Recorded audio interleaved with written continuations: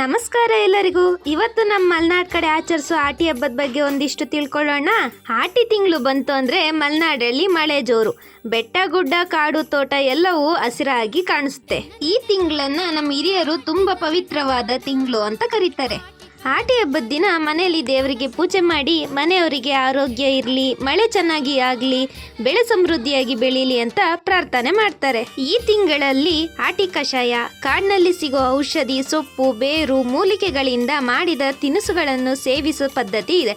ಮಳೆಗಾಲದಲ್ಲಿ ದೇಹ ಗಟ್ಟಿಯಾಗಿರ್ಲಿ, ರೋಗ ಬರಬಾರ್ದು ಅನ್ನೋ ನಂಬಿಕೆ. ನಮ್ಮ ಮಲೆನಾಡ್ ಕಡೆ ಹಿರಿಯರು ಹೇಳೋ ಮಾತೇನಂದ್ರೆ ಆಟಿ ತಿಂಗಳು ಕಷಾಯ ಕುಡಿದ್ರೆ ವರ್ಷ ಪೂರ್ತಿ ಆರೋಗ್ಯ ಚೆನ್ನಾಗಿರುತ್ತೆ ಅಂತ ಹೇಳ್ತಾರೆ.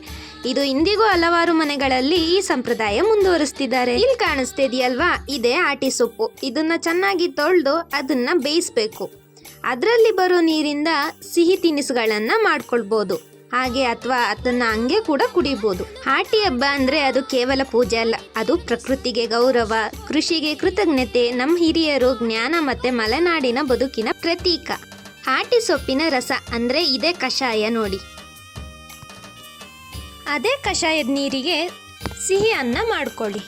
ಇಂತಹ ಸಂಪ್ರದಾಯಗಳನ್ನು ಉಳಿಸೋದು ನಮ್ಮೆಲ್ಲರ ಜವಾಬ್ದಾರಿ.